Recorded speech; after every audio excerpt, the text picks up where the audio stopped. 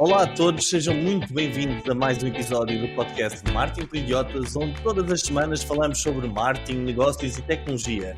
Se querem impressionar as pessoas com os vossos conhecimentos de marketing digital em conversas de café ou sessões de mastermind frente a milhares de pessoas, vieram ao sítio certo. É daqui que os gurus tiram tudo. Os temas deste episódio são marketing religioso, a fé vende, Google quer ajudar jornalistas com AI. Sim, até porque o Google tem um bom historial de ajudar jornalistas.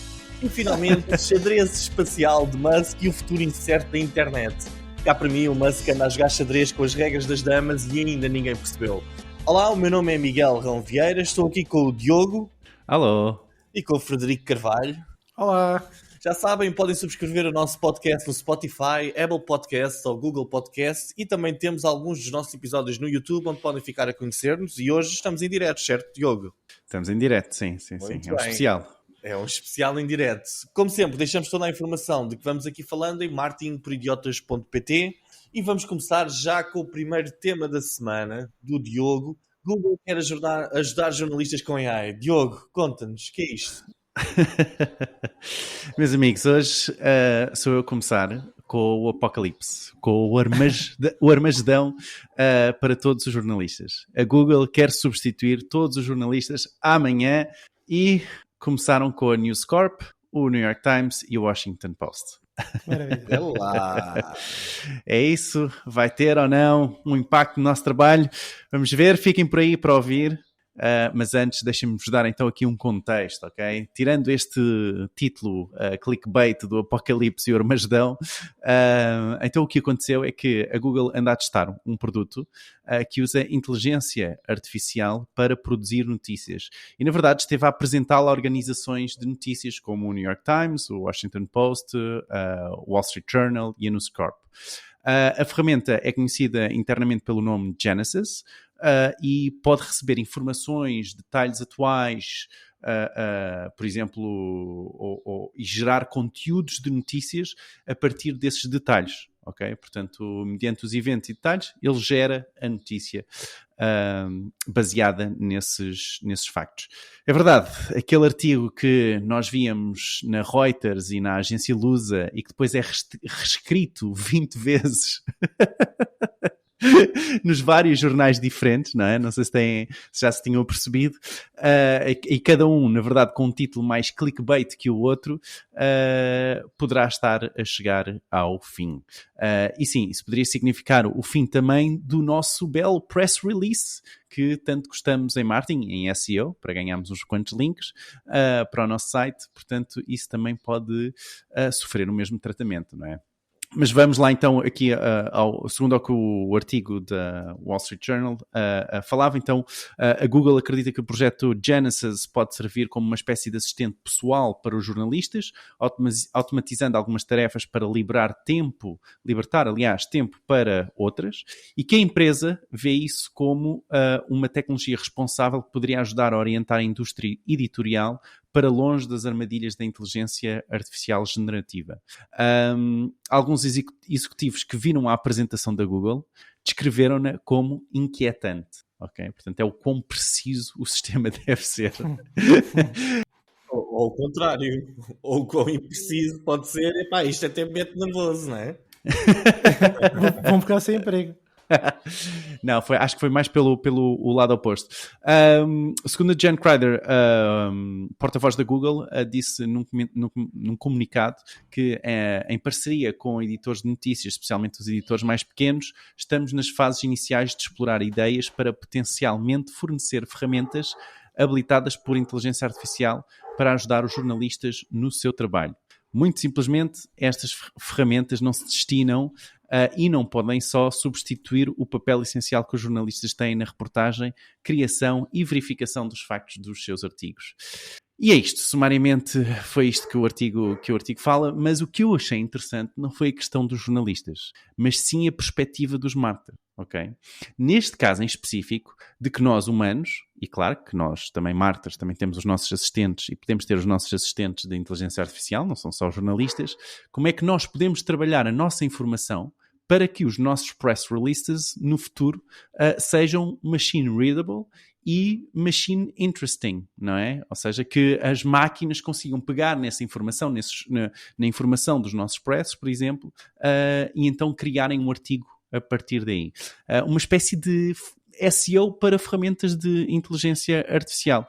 Seria algo como um Generative AI Optimization, ok? Um GIO, como é? GAIO, assim é que é. Eu penso que na verdade até já tínhamos falado um pouco sobre isto. Diogo a ditar tendências, não é, Diogo? Não. Diz? Estás a ditar tendências. Epá, faço lá eu outras coisas. Ou não? mas eu penso que tínhamos falado um pouco sobre isto caso a Google fosse all-in na inteligência artificial, como o Bing, na verdade, está a fazer. Ou seja, teremos nós que pensar em como podemos otimizar a nossa informação, site, etc., para estes modelos de inteligência artificial. Então é essa a minha questão para vocês. Pensam vocês que esta Generative AI Optimization poderá ser a próxima evolução do SEO? Bem, tu começas em notícias e depois acabas em SEO e Generative AI, etc. Fred, queres-te atirar tudo de cabeça e vou eu a seguir? Queres que eu me atire? Vamos lá, posso ir já. Então bora. Já tenho aqui o fato de banho para mergulhar já neste tema, nesta discussão. Certo. Não, a discussão sobre a introdução da inteligência artificial no jornalismo realmente traz aqui à tona questões complexas de ética, eficácia e segurança no emprego. Com certeza, se fosse jornalista, não ficava propriamente animado de saber, olha, temos aqui uma solução que pode-vos ajudar. Ajudar como? Enfim, a proposta da Google de utilizar a sua ferramenta AI Genesis para ajudar a criação de notícias é natural que desperta aqui preocupações, apesar da Google garantir que a ferramenta é um assistente e não um substituto. O que me faz um bocadinho lembrar, talvez, a introdução do computador, quando muita gente utilizava, pelo menos recordo-me dos meus pais, utilizarem a máquina de escrever. Não vai substituir, mas todos os escritórios depois vieram a comprar computadores para as pessoas serem mais eficientes.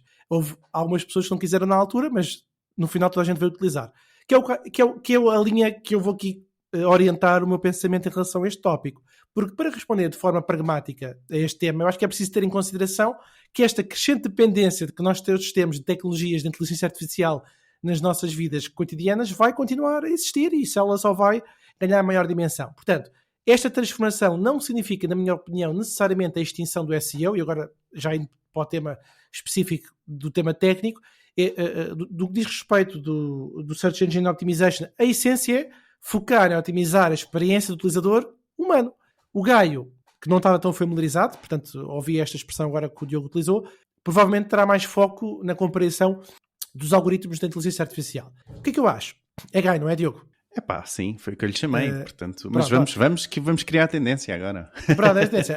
Mas isto para dizer, os profissionais de marketing e SEO vão-se adaptar a esta realidade de aprender a conversar não só apenas com humanos, no que diz respeito à escrita, mas esta preocupação com os algoritmos, ela sempre existiu, daí o tema da indexação. Agora, o que está aqui em cima da mesa é a relevância dos algoritmos com a inteligência artificial. Só para finalizar, eu acho que nós estamos a ver aqui o nascimento de um novo campo profissional, já falámos dele mais que uma vez, que é a comunicação com a inteligência artificial, que engloba o quê? A arte de criar conteúdo que seja não só compreensível e atraente para os seres humanos, como aos olhos da inteligência artificial. Para responder de forma muito pragmática, sim, acredito que esta lógica do Gaio pode ser a próxima evolução do SEO, mas como qualquer evolução, as características originais não vão desaparecer completamente, isto é, adaptam-se, transformam-se para adequar-se ao novo ambiente. Portanto, o Gaio não vai substituir o SEO, mas vai adicionar, vai expandir, vai forçar a pensar os profissionais utilizando novas formas, mais criativas, para nós comunicarmos informações numa forma mais eficaz no mundo, e agora fica a nota, dominado pela inteligência artificial. Muito bem, foi bonito este final. Muito bem. Aqui o meu breve comentário. Epá, eu neste momento, eu acho que parece que existe a ambição de substituir tudo com a inteligência artificial, de dizer constantemente a inteligência artificial vai substituir isto, etc. Falamos muito da substituição de empregos. Eu acredito que vai haver aqui uma moça, óbvio, mas como sempre vimos a alertar, ou a dizer aqui no podcast, epá, os empregos vão adaptar-se e vão evoluir, não é? Já não há como não utilizarmos estas ferramentas. Agora, eu acho que esta ambição de substituir os jornalistas, ou pelo menos da forma como foi apresentado, eu acho que é um pouco disparatado. Epá, pelo menos dito desta forma. Não, mas isso fui eu, hein? Deixa-me só adicionar que isso fui eu, só para bem criar aqui parecia, um clickbait. bem parecia super, não... Chamaste a ti o disparate, Diogo. Exatamente, é um disparate do costume, né? Pronto, faz parte aqui da lista dos disparates habituais que estamos habituados a ouvir. Que é isso? Eu houve ali qualquer coisa que me fez sentir mal quando ouvi aquilo. Que gratuito. Mas pronto, esse disparate que o Diogo disse, estou a gostar. Parte do princípio que escrever uma reportagem é só literalmente relatar um evento, mas não. Uma boa reportagem é muito mais do que isso. É investigação, é escrutínio, é explicação, é conseguir arranjar a forma de perceber os factos e os factos subentendidos de uma história. É muito mais do que isso, ok? Eu não percebo nada de jornalismo, mas dou imenso valor ao... Mas és otimista. O quê? Mas és muito otimista. Porquê? E além de otimista, és muito bom coração a achar que tudo funciona assim. Mas é assim que devia funcionar, de facto. Não, mas olha lá, uma boa reportagem é isso, não é? Uma coisa é tipo tu apanhares um texto que vem de uma agência lusa ou qualquer coisa e dizes agora a partir daqui constrói-me aqui uma história à volta disso, ok? Epá, e podemos considerar isso um bom jornalismo ou não, sei lá. Mas em segundos, porque tens que fazer mais 10 artigos no mesmo dia, não te esqueças. É isto. Sim, mas... não sei se tens bem essa noção. Epá, depende, como é óbvio, de vários jornais, mas pelo menos aquela que me foi apresentada é assim muito hardcore. Olha, eu acho que nós vamos evoluir para um mundo, espero eu, de mais qualidade e menos quantidade. Porquê? Epá, o nosso tempo é super limitado para estar a ler. Já ninguém tem paciência para ler grandes coisas, ok? Então eu acho que nós vamos apostar como consumidores, e é o consumidor que manda no final disto tudo, vai apostar um bocadinho mais em qualidade, que é, já que vou ter de ler alguma coisa, vou escolher um bocadinho melhor aquilo que eu tenho para ler ou não, ok? Mas pronto. Mas sim, a AI vai ter um papel e vai ter, obviamente, e quem não usar a inteligência artificial não vai ter um papel no mundo do jornalismo futuro, isso é óbvio. Mas, por exemplo, o Artifact, que o Ricardo até partilhou connosco esta semana, eu não conhecia, e estive ali a ver aquilo. É uma app que faz assim resumos de diferentes fontes de notícias, etc. E é uma forma porreira de ver notícias. Mas nós fomos a pensar que as notícias em si acontecem no mundo offline e têm de ser transportadas para um mundo transportadas para um mundo online, onde já possam ser analisadas pela tal inteligência artificial que escreve notícias, ok? É preciso que alguém faça essa recolha. Essa recolha tem de vir de um humano. A não ser que as máquinas comecem a escutar tudo e todos e depois vão definir do que é notícia ou não. Isso é que era jornalismo apocalíptico, na minha opinião. Eu acho que este type da inteligência artificial, vê-se, e adoro, nós vivemos nesta era, porque estamos a ver realmente, já estamos a trabalhar profissionalmente e estamos a ver isto a acontecer. Nós estamos a perceber que sempre que é lançado qualquer coisa, é lançado com umas projeções assim, tipo ultra futurísticas e longe demais. E depois vemos a realidade passado uns meses, calma, afinal não é assim tão maluco como se pensava que ia ser, ok? Mas acho isso porreiro. A nível de SEO, para Generative AI, etc., eu acho que não há como não ser o futuro. Eu acho que nós todos temos de nos adaptar a isto. Agora, uma coisa que eu acho interessante e que pode dar aqui uma discussão maior é, estavam a dizer, que é nós prepararmos o conteúdo para ser lido por uma AI, certo? Mas, aparentemente, o conteúdo que a inteligência artificial gosta mais de receber é o conteúdo que se parece o mais possível como se estivéssemos a falar com outro humano. Por isso é que se diz muito que os próprios prompts no ChatGPT, etc., devem ser construídos como se estivéssemos a falar com uma pessoa. Que é mais fácil ela perceber-nos dessa forma do que tentarmos dar ali indicações de uma forma muito técnica, concordam? Não. Não? Não concordo de todo. Até porque tu, como pessoa, não lês por pontos tudo, não é? E muitas vezes quando dás instruções, por exemplo, em prompt, eu dou tudo em pontos. Sei lá, mesmo uma pessoa pode ler um livro de uma forma poética e pode gostar da forma como... Não quer dizer prosa, mas na forma como é escrito, como é aquela pessoa escreve, não é? E o AI pode estar marimbando para a forma como aquilo é escrito, se tem ironia ou não, vai-se tentar focar nos pontos-chave, possivelmente. Ou seja, estou só a dizer que pode haver uma diferença, não estou a dizer que é sempre assim, mas não consigo concordar contigo que o AI gosta do mesmo, que primeiro não tem gosto, mas independentemente disso, mas que gosta do mesmo que o utilizador final, não sei. Olha, não sei. eu faço muitos briefings ao ChatGPT. E quando faço este tal de briefing, eu geralmente digo, olha, eu tenho uma empresa disto e daquilo, e o tipo de cliente que eu gosto é aquele cliente que, não sei o quê, tem aquele problema com a família, etc e tal. E eu já aprendi, eu antes meti isto tudo em formato tipo assim, tipo de cliente, pau, segmento, pau, tal. Agora apercebi-me que, contando uma história ao ChatGPT, os resultados que ele devolve são muito mais interessantes quando é quase como se estivesse a falar com uma pessoa e a pedir-lhe alguma coisa. É o que eu Sim, sinto. isso é a tua bolha, não é? E a tua finalidade pode ser diferente Mesmo a de nível muitas outras, mas de, sim, mesmo a mas nível é de tudo, pedidos de sim. programação, tenho sentido isso. Mas Ok. pá, cada um sente aquilo que sente, não é? Eu gosto de tratar as pessoas que me fazem trabalho com o mínimo de respeito. Não gosto de tratar à bruta, é pedir, é o escravo GPT, para ti nada. Está bem, é isso. Muito bom. Muito bem. Querem acrescentar Deixa-me só. mais alguma coisa, Fred? Sim, queria só comentar uma coisa muito pequenina, pelo facto de teres começado com uma introdução a algo, como é que eu ia dizer, otimista. O estudo da McKinsey recente estima que até 800 milhões de empregos possam ser perdidos para a automação até 2030. Quais são os empregos que eventualmente vão sofrer mais? Caixas de supermercado, telemarketing, call centers, digitação, logística e transporte. E só uma curiosidade. Não é que a gente já não saiba, porque estamos sempre a ser impactados com este tema, mas estou a ler um livro agora engraçado chamado Contra a Amazon, de um espanhol chamado Jorge Carrion, não sei como é que se diz bem em espanhol, mas deve ser algo do género. Jorge. Jorge, exatamente. Jorgito.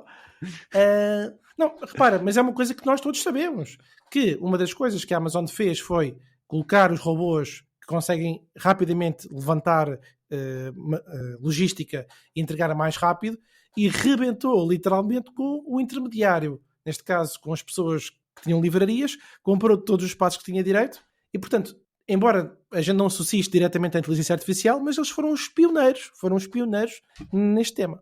Mas atenção, eu não digo que não vão não há empregos que não vão ser substituídos, obviamente, não é? Isto foi é uma revolução, isto vai haver muito emprego que vai desaparecer. Agora, é como em todas as revoluções, vamos acreditar que vão aparecer outros, não é? Digo eu, não sei. Eu acho que tens que fazer um pouco mais do que acreditar, não é? Possivelmente vais ter que te adaptar. Miguel, tens que ter fé. Olha. Exatamente. Temos que ter pé nisto. Não, mas vai haver aqui alguma mudança. Acredito eu. Mas pronto. Se tiverem gostado do que estão a ouvir e ainda não são subscritores, por favor, façam-no agora no Spotify, no Apple Podcasts, Google Podcasts, onde quer que nos estejam a ouvir. Por falar em fé, vamos agora ao meu tema, e peço aqui ao Fred que pare de o selecionar. E o meu tema, esta semana, aconteceu-me aqui uma coisa engraçada. Eu estava hoje de manhã a olhar aqui a trabalhar, a olhar pela janela, que é o que eu gosto de fazer enquanto trabalho, e começo a ver os miúdos todos da Jornada da Juventude a passarem. E fui indagar um bocadinho sobre marketing religioso e tal, sobre esta ligação da igreja ao marketing. Então, hoje quero convidar-vos a darmos aqui um pequeno salto de fé. E vamos falar um bocadinho sobre marketing religioso. O que é que vos parece? Vamos embora? Super pertinente. Acho que sim, está dentro do tema, para não estarmos sempre a falar das mesmas coisas. Esta semana, como sabem, temos cá em Portugal a famosa Jornada da Juventude, um evento cristão que traz jovens do mundo inteiro para celebrarem paz e essas coisas. Acima de tudo, eu acho que vêm todos dar uma grande voltinha, que é sempre fixe estar... É umas mini-férias, não é? Vamos ter a presença do Papa e vai ser um evento em grande. Eu não venho aqui falar sobre as polémicas, os custos, se temos um Estado laico ou não, essas conversas todas. Isso também já enjoo e para isso vocês veem o telejornal. Até porque este não é um podcast para este tipo de conversas. Nós aqui vamos fazer já um disclaimer. O podcast Marketing para Idiotas é um podcast laico, onde aceitamos todo o tipo de orientações religiosas, desde que subscrevam e coloquem ratings positivos no Spotify, no Google, Apple Podcasts e essas coisas todas. Eu vou levar isto mais para o marketing e negócios. Então pronto, eu desde que vi passar pela janela mais de 2.000 miúdos, freiras, padres e tudo e mais alguma coisa, cheios de bandeiras espanholas, francesas, italianas e até algumas portuguesas. Eu vi também autocarros, uma fila enorme no supermercado e no café ao lado da igreja que aparentemente está a acolher peregrinos. Não tinha ideia nenhuma, mas eles estão a metê-los todos lá dentro. Não sei se eles vão dormir ali ou não. Só sei que eu tenho aqui, eu vivo na Abóbora e a Abóbora aumentou a população em 30% neste momento. Eu gosto da expressão vão metê-los todos lá dentro. Olha, a primeira coisa que eu pensei é que se eu ganhasse 50 cêntimos com cada um destes miúdos, eu tinha feito 1000 € numa manhã, só que os que passaram aqui em frente. Eu comecei logo a pensar em balões de hélio, assim com itens religiosos, tipo cruzes, imagens do Papa, uma coisa qualquer, O Papa Balão. Assim, um Papa Balão, porque não? Epá, eu acho que era espetacular, eu comprava um. E coisas, outras ideias que pudessem ajudar os jovens a expressar aqui a sua fé. Eles, pronto, este é um daqueles eventos onde se diz na televisão e tal que vão ser gerados milhões em receitas extraordinárias para o Estado, para as populações, etc. É assim, uma coisa eu digo em primeira mão, aqui, na minha zona, sei que aquele café teve a bombar o dia todo como nunca bombou antigamente. Ou seja, ele ganhou mais dinheiro com isto, ok?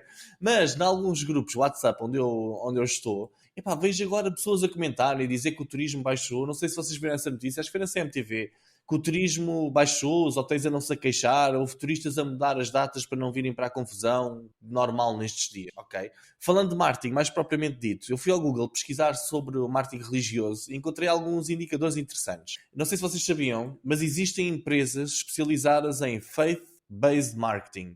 Este tipo de marketing especializa-se na comercialização de produtos orientados para diferentes religiões ou como ajudar as empresas a posicionarem-se favoravelmente nessas audiências. Qual o motivo para existirem estas agências? Estima-se, por exemplo, que nos Estados Unidos, pessoas de orientação católica praticantes têm um poder de compra superior a 5,1 trilhões de dólares anuais, ok? E estas pessoas fazem escolhas com base na orientação religiosa das empresas. Nos Estados Unidos é comum as empresas fazerem statements sobre as suas posições religiosas, mesmo que sejam prestadores de serviços que não têm absolutamente nada a ver com prática religiosa. Ou seja, não é para eu andar a vender bíblias que eu vou dizer que a minha empresa é católica.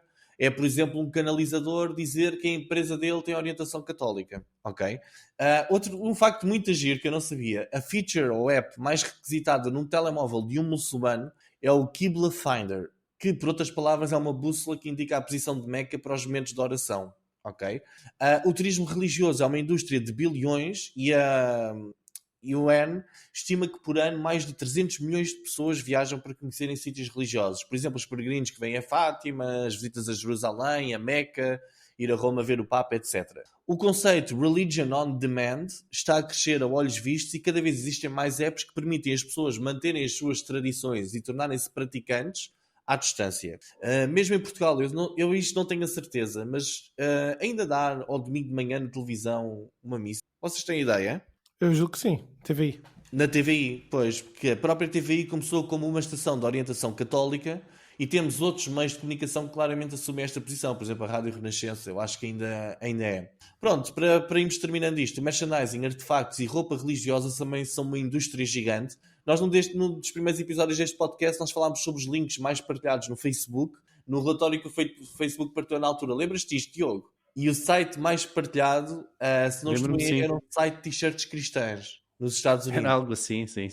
Exatamente. E a aplicação também era das aplicações com mais downloads, era a da Bíblia, se não estou em erro. Exatamente. A realidade é que quando nós vamos a maior parte dos países fora da Europa, a religião tem um papel super importante. Por exemplo, no Brasil e na América Latina, a religião é muito forte, não é? Agora, falando das jornadas da juventude este ano em Portugal, as perguntas que eu vos trago, e são perguntas aqui um bocadinho mais difíceis, nós estamos perante um enorme número de pessoas com uma orientação facilmente segmentável que vêm agora para Portugal e vão estar aqui estas 2 semanas, o que é? Será que existem oportunidades para as marcas e quais é que são os perigos? Portugal é um país onde as marcas podem apostar num posicionamento mais religioso. Nós geralmente até dizíamos que em social media convinha às marcas nunca falarem de religião, etc. Será que isso ainda se aplica? Porque afinal de contas há muitos casamentos pela igreja em Portugal, há muitos batizados. Quando as coisas correm mal nós gritamos ai meu Deus. Como é que nós podemos aproveitar as jornadas a nosso favor e como é que será que uma marca pode potenciar esta religião, esta fé toda que as pessoas aparentemente algumas ainda têm? E é isto que eu vos deixo. É um bocadinho mais filosófico este tema. Quem é que quer começar? Posso começar? Ok, dá. Até porque eu acho que nós já tínhamos falado, na verdade, um pouco sobre isto no nosso grupo do WhatsApp, mas nem todos os que nos ouvem estão no grupo, não é? E esta também pode ser uma boa ideia a referirmos isto.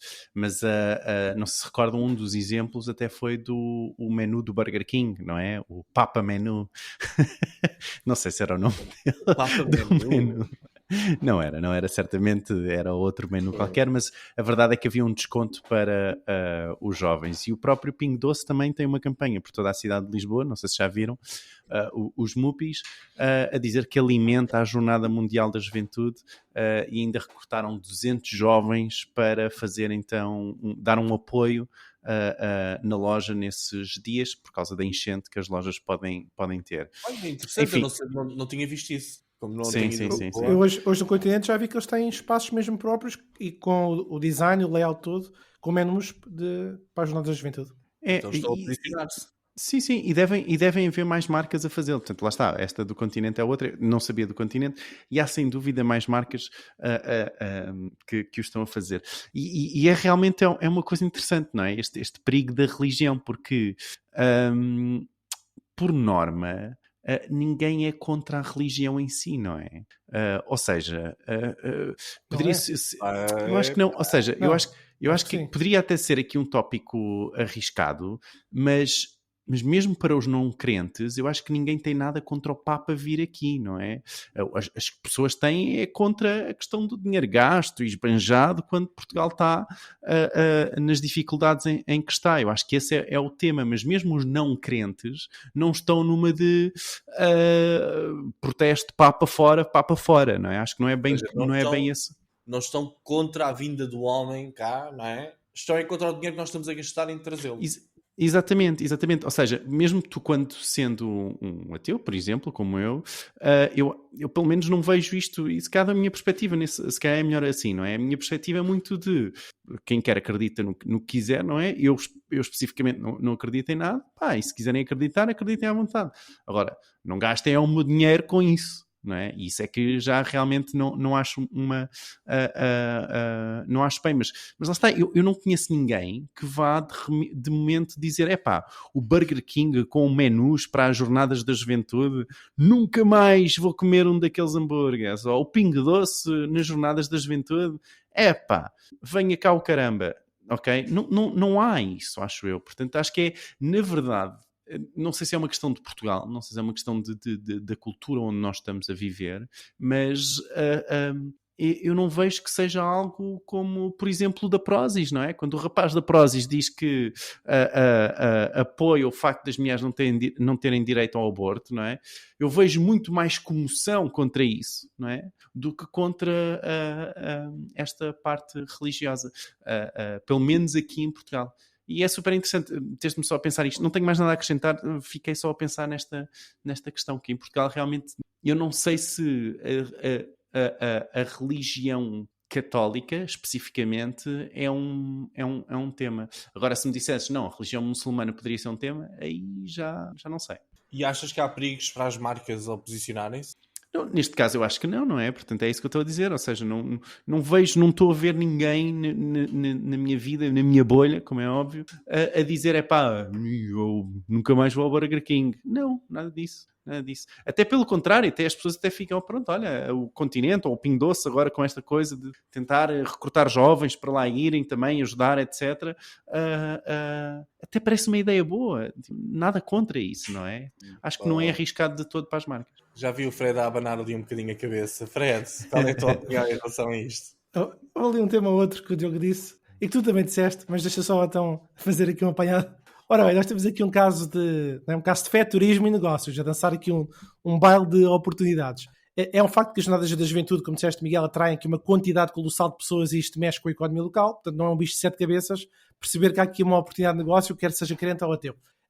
Mas só para dar aqui uma chega, eu acho que estamos aqui a falar de um público muito específico, e quando eu falo de público específico, pega aqui num tema que tu falaste, do Estado laico, e eu vi uma entrevista ontem no Público, recomendo vivamente, calhou, por acaso, meu pai trouxe o jornal, eu li a entrevista, do diretor do Centro de Estudos da Universidade Católica, que em termos de dados mostra que a população portuguesa, 80% é definida como católica. E esse é um dos argumentos para explicar que, ok, o Estado é laico, mas a grande maioria da população tem uma preferência religiosa, logo justifica-se o investimento. Isto dito também na entrevista para explicar o motivo pelo qual as pessoas não podiam ou poderiam não estar tão indignadas. Mas isto pode dar tema para mais coisas. O que eu quero dizer aqui é o seguinte: estamos a falar aqui de um público cuja tribo é definida pela fé, uma parte intrínseca do seu cotidiano e da sua identidade. Portanto, isto há aqui uma linha muito fina, diria, entre o respeito e a exploração, e ninguém quer ser visto como uma marca que tenta capitalizar com a fé alheia. Eu até vou pegar um exemplo muito concreto, mas queria que nós exploramos aqui mais um bocadinho. Porque esta questão do posicionamento religioso em Portugal tem a ver aqui com este fator, que é Portugal é um dos países com maior religiosidade do ponto de vista daquilo que é a prática católica. Portanto, já se sabe, se Portugal tem a tradição religiosa, isso não significa que seja carta branca para as marcas assumirem um posicionamento religioso. Porquê? Porque achava que é autenticidade. Então, alguns exemplos. Se a vossa marca, não sei, ou a marca que vocês possam estar a refletir, tem um valor de solidariedade, e vou aqui pegar um exemplo mais fácil, podem colaborar numa ação social ou de voluntariado durante as jornadas. Eu conheço várias pessoas. Por exemplo, eu fiz uma formação DISC com o João Prata e eu, no meu Facebook, vi há pouco tempo que ele inscreveu-se para fazer voluntariado. E vocês, de certeza, conhecem também pessoas, se calhar, à vossa volta. Uma marca que vende... Não, pronto, Diogo disse que não. Mas, no meu caso, aconteceu. Uma marca que vende um produto que pode ser útil para os peregrinos. Nós falámos aqui de marcas, estamos a falar de utilidade do ponto de vista de bens de consumo. Mas, quer dizer, podemos ir tipo outros bens de consumo, como mochilas, garrafas de água reutilizáveis. Aqui a ideia é comunicar isto de uma forma respeitosa e em sintonia com o espírito do evento. Agora, vamos a um que já causa aqui, se calhar, aqui uma fronteira de choque. Por exemplo, há um profissional luso-americano que eu vi a palestra o ano passado no evento do QI, do Ricardo Teixeira. Ele convidou um profissional luso-americano chamado Pedro Adão. E o Pedro Adão, assumidamente, ele tem um ótimo discurso, assumidamente trabalha um mercado evangélico nos Estados Unidos. Portanto, ele mora nos Estados Unidos e todo o discurso dele é muito focado no kingdom, no reino. Pronto, é um discurso que aos meus ouvidos choca. Pronto, porque eu também não tenho uma prática religiosa. Mas aqui o ponto principal é que eu percebo que é muito natural naquele mercado, naquele contexto cultural. Ora bem, o que é que acontece? Um pastor evangélico alugou o Estádio da Luz, no contexto da jornada, criou, quer dizer, isto vai parecer promoção um pouco, mas também não tem problema, no sentido que eu acho que é bom nós percebemos aqui o contexto. Portanto, houve um pastor evangélico que alugou o Estádio da Luz, porque existem as jornadas de juventudes, pela primeira vez, não sei, parece também este Papa Francisco é considerado, vi também uma entrevista ontem do responsável de comunicação da Igreja, não quero alongar muito, mas só para fazer o contexto, a dizer que o Papa Francisco está alinhado com os progressistas e não com os conservadores. Então, pela primeira vez, aceitou integrar esse evento evangélico, conjugado com a Igreja Católica, no Estádio da Luz. Portanto, é um evento conjunto das duas religiões. E há pessoas que concordam, outras pessoas que não concordam. O quê? Que o evento não é só católico, é um evento de duas, digamos assim, não é fações, de dois pensamentos religiosos diferentes. O que é que eu quero dizer com isto? O evento todo ele é altamente comercial. O evento chama-se The Change. O Pedro Adão tem um evento que é o The Challenge, que ele preconizou uma técnica de marketing chamada Challenge, que é, no fundo, as pessoas participam numa espécie de curso, mas vão concluindo tarefas ao longo do tempo. E o meu ponto, para finalizar, é este, que é, eu vi o vídeo, vi a página, do ponto de vista de marketing, eu como profissional achei muito interessante, não me identifico pelas razões que já expliquei no podcast. Mas, para mim, chocou. Porquê? Porque aquilo vai ali na fronteira da autenticidade, para mim está na fronteira do acrescentar valor, que não é para mim, claro, portanto não acrescenta valor para mim, mas dá de acrescentar pessoas para quem acreditem. Não é preciso pagar, porque aquilo funciona na base do donativo, mas a força do donativo é muito presente, não sei se me estou a fazer entender. Portanto, aqui a abordagem, e para finalizar, se a abordagem for genuína e respeitosa, não é questão de vender a todo custo, mas sim de criar uma conexão real com as pessoas. Portanto, para mim, Frederico Carvalho não é conexão, mas acreditem ou não, eu acredito que isto vai valer muitos milhões em publicidade, não só para o evento Jornadas da Juventude, como, sinceramente, eu acredito que este evento vai trazer muitos milhões em publicidade para Portugal. Isso acredito. Acaba por ser equiparado a um grande evento como o Web Summit ou a Expo, não é? Que tem estado a fazer muitas comparações com a Expo 98 e acaba por ser algo parecido com isso, não é? Se correr bem, acho que sim. Vamos ver. Eu só sei que aqui na minha zona, Oeiras, Cascais, há outdoors por todo o lado a dizer Oeiras dá as boas-vindas ao Santo Padre e tal. E a minha filha, no caminho para a escola, vê sempre 5 ou 6 outdoors desses. E ela própria pergunta-me quem é aquele senhor. E eu fico tipo, incrível, não é? E quero ir vê-lo a passar. Enfim, olha, eu trouxe este tema. Ainda bem que conseguimos tratar este tema com a seriedade. Sim, olha, agora é que Não, é. eu só dizer que... Tudo. Desculpa, eu só dizer uma coisa. A notícia do Público, que eu há bocadinho referi, a entrevista, do diretor do Centro de Estudos da Católica, na verdade, o título é mais bombástico e deixa-nos a pensar que em 2 décadas, metade de Portugal já não é religioso. Ou seja, repara, agora é 80. Porquê? Porque a população é extremamente envelhecida. Portanto, o estudo indica que nós vamos perder... Porquê? Porque esta nova geração perde um pouco o alinhamento para a religião católica. Está a perder a conexão. Isso é conversa para outra altura. Depois podemos fazer um plano de marketing para a igreja para os ajudar a angariarem leads e depois a converterem. Como é que é? Faith quê? Faith-based marketing. Esse é que rezam para que tudo dê certo. Exatamente, estão ali. Mas olhem que eu às vezes quando tenho uma campanha a correr mal, às vezes não vou ali à igreja meter uma velinha para receber mais leads. Enfim, se estão a gostar do que estão a ouvir, também podem participar em www.marketingporidiotas.pt, onde todas as semanas nós lançamos um conteúdo exclusivo, e esta semana o conteúdo exclusivo é The Marketing Singularity, Large Language Models and the End of the Marketing as We Know It. Isto é uma apresentação com vídeo do Sr. Christopher Penn, e falem de quem é que trouxe, foi o Diogo. Fiel. Epá, é uma grande apresentação, vale mesmo a pena ver. Portanto, os slides, nós vamos enviar os slides e no primeiro slide está lá o link do vídeo do YouTube para verem a apresentação como ela. Ele explica um pouco como é que os modelos de linguagem generativa são feitos e como é que se pode aproveitar para marketing e o que é que poderá estar a acontecer no futuro para nós como marketers. Portanto, vale mesmo a pena. Vamos ver. Muito bem. Agora, Fred, tu vais falar sobre xadrez, sobre damas, sobre futuro, mas que vais falar sobre tudo e mais alguma coisa. Podes começar. Ora bem, sejam bem-vindos ao meu tema, o xadrez espacial de Musk e o futuro incerto da internet. O que é que se passa? Bom, isto é uma viagem, no fundo, emocionante pelo universo da tecnologia, do poder e do controlo. Bom, imaginem um mundo onde, mesmo no meio do nada, nós podemos navegar na net a uma velocidade incrível. Isto não é uma ideia do Musk, já outros tentaram preconizar, a própria Google, a própria Amazon, os balões, os planadores, os drones, mas no caso do Elon Musk há aqui uma particularidade. Porquê? Porque ele partilhou isto em 2020 e, pelo que parece, está a fazer tudo para tornar a lógica realidade através da Starlink, a revolução na internet via satélite. O projeto já chamou a atenção de militares, grandes empresas, especialmente companhias aéreas ou empresas de navios de cruzeiro, entre outros. A Starlink tem o quê? Tem neste momento 1,5 milhões de subscritores, que convenhamos é pouco, só que qual é que é o detalhe? O detalhe é o seguinte, neste momento existem no espaço em órbita, no espaço não sei se é bem a designação técnica, 4.500 satélites Starlink, 4.500 que estão a dar voltas lá em cima, criando uma rede global quase invisível ao olho nu. Portanto, ele já mandou muito satélite lá para cima e criam uma teia de conectividade global. E isto tem levado alguns líderes militares e políticos com a pestana levantada. E o caso flagrante que eu trago aqui hoje, isto já agora para vos estar também a dar indicação, isto foi algo que eu vi no New York Times que rapidamente cativou a minha atenção. E o caso mais flagrante é o da Ucrânia, que está em pé de guerra com a Rússia, como sabemos, e a tecnologia da Starlink tem sido uma grande ajuda na coordenação das operações de defesa e recolha de informações. Mais ainda, tem sido uma autêntica boia de salvação em tempos de guerra, providenciando uma rede de comunicação crucial. Qual é o problema? É que se esta ligação vital fosse subitamente cortada, isto aconteceu. Ora bem, aconteceu.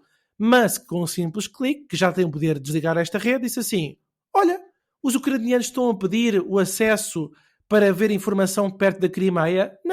Não quero problemas nesse sentido. Portanto, o que aconteceu foi isto. Durante o conflito, o acesso ao Starlink foi negado a perto da Crimeia, ao território controlado agora pela Rússia. Portanto, o Musk aqui está a criar o poder preocupante sobre a internet via satélite.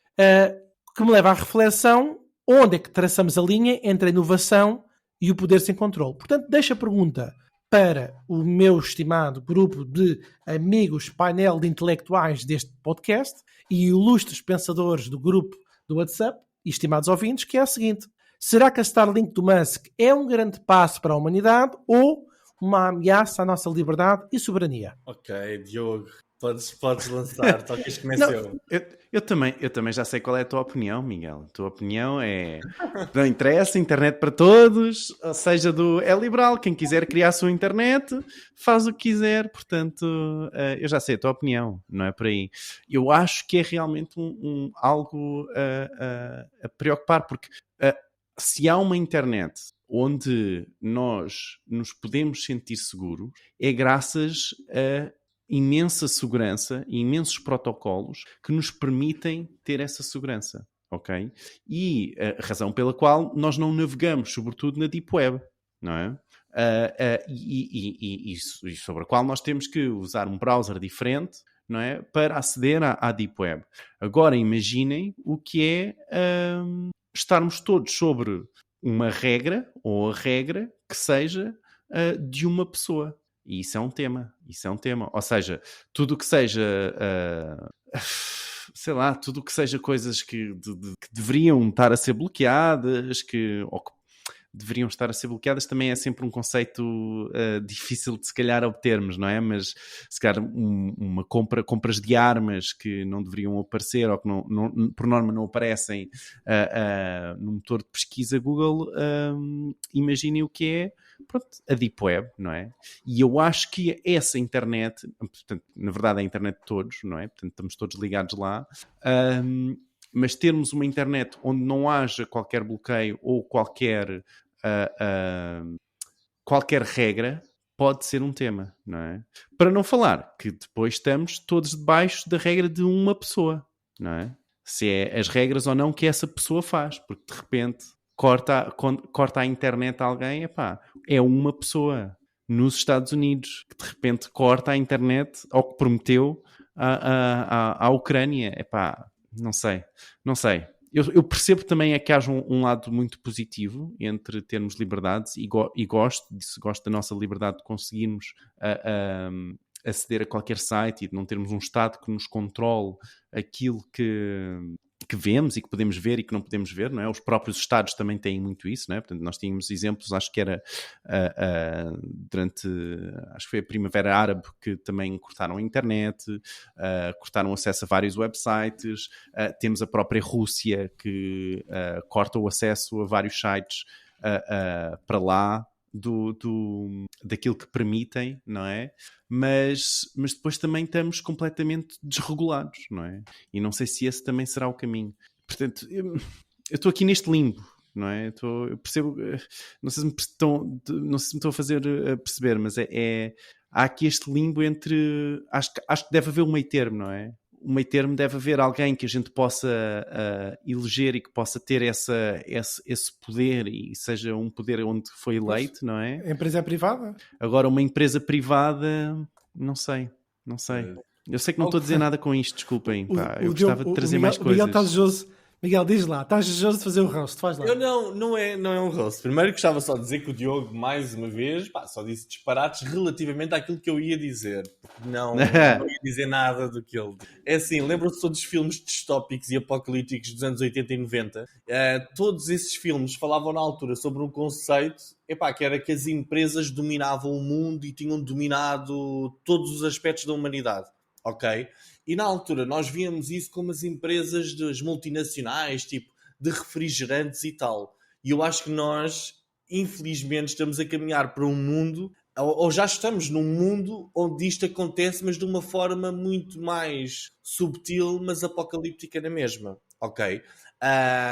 As guerras neste momento que acontecem e as grandes disputas são entre as grandes empresas que controlam tudo à nossa volta. E nós... quer queiramos, quer não, a internet hoje em dia já deve ser considerado um recurso estratégico como a água, como a eletricidade ou como o petróleo, não é? Ou seja, a internet, o acesso à internet e o acesso à informação online, é tão importante, eu não quero dizer que é tão importante como a água, obviamente, mas vocês percebem mais ou menos o que eu quero dizer. Estrategicamente, os bancos, toda a sociedade colapsava se de repente deixássemos todos de ter internet. A verdade é essa. Os bancos ia tudo abaixo, nós queríamos sacar dinheiro, não teríamos. Pensem nisso, não é? Exatamente. Ou seja, neste momento, esse recurso estratégico, se formos a pensar bem, ele está na mão de privados, não é? nós não gostávamos, por exemplo, há países no mundo que optaram por privatizar as águas e essas coisas todas, e os resultados para mim, sinceramente, são assustadores. Eu não gostava de saber que as águas estão todas privatizadas e que existe uma empresa que tem acionistas que não foram eleitos que podem decidir o preço da água e essas coisas todas. É assustador, não é? A mesma coisa para a internet. Eu acho que neste momento a internet já não pode ser dominada por uma empresa privada. Eu acho que tem de haver uma solução pública para a prestação, para o acesso a este bem e serviço. Não quer dizer que não possa haver prestadores privados, por exemplo. Não me faz confusão nenhuma que o Musk tenha 4.500 satélites e tenha o Starlink, ou o que é, e consiga fornecer internet a zonas do mundo onde não é possível o serviço público chegar. Mas é assustador pensarmos se o Starlink for a única forma de acesso à internet. Isso é assustador. Porque, nós viemos de uma cultura, agora nos anos 2000 até agora, em que temos tipo o fundador de uma empresa, o founder, não é? O Mark Zuckerberg, o Elon Musk, o tipo da Adobe, etc. Todos esses grandes fundadores. Mas a realidade é que toda a infraestrutura da sociedade está dependente destes fundadores. E um deles fica maluco, não é? Podemos destruir, se a fundação da sociedade está com ele, pode destruir uma sociedade, concordam? Sim.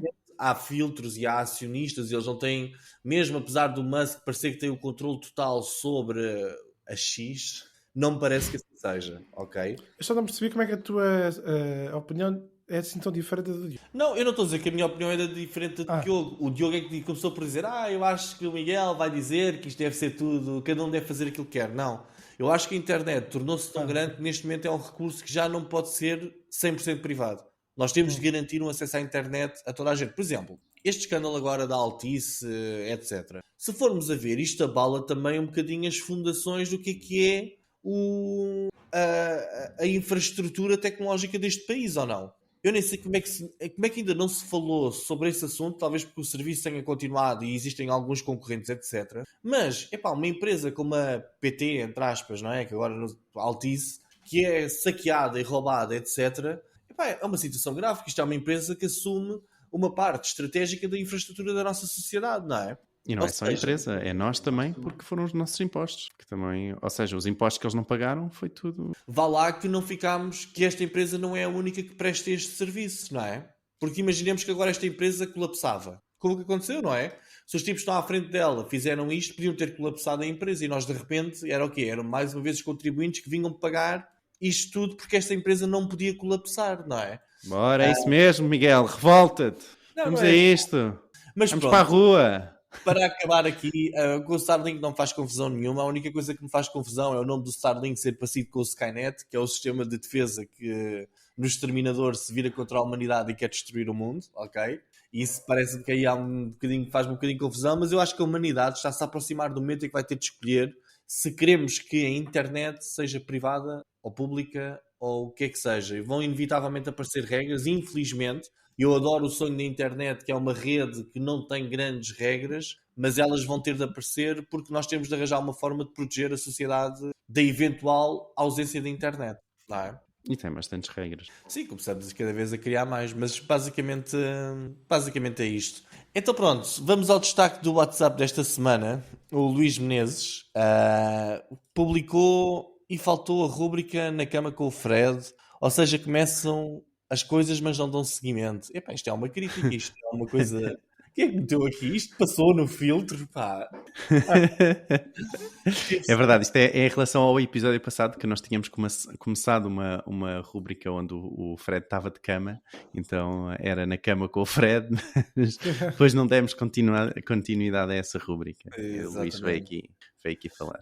Olha, para os mais atentos, nós agora íamos para o segmento das rapidinhas, mas como vocês ouviram ontem, nós estamos a fazer aqui um teste e a separar as rapidinhas num episódio anterior ao episódio grande. Esperemos que tenham gostado desta experiência. E partilhem connosco no canal se preferem ter as rapidinhas em separado ou tudo junto no mesmo episódio. Digam-nos um bocadinho da vossa justiça. E agora, como não temos rapidinhas, chegamos ao fim do nosso episódio. Espero que tenham gostado. Nós, como sempre, voltamos a ver na próxima semana, por isso não percam o próximo episódio, porque nós também não. Tchau! Tchau!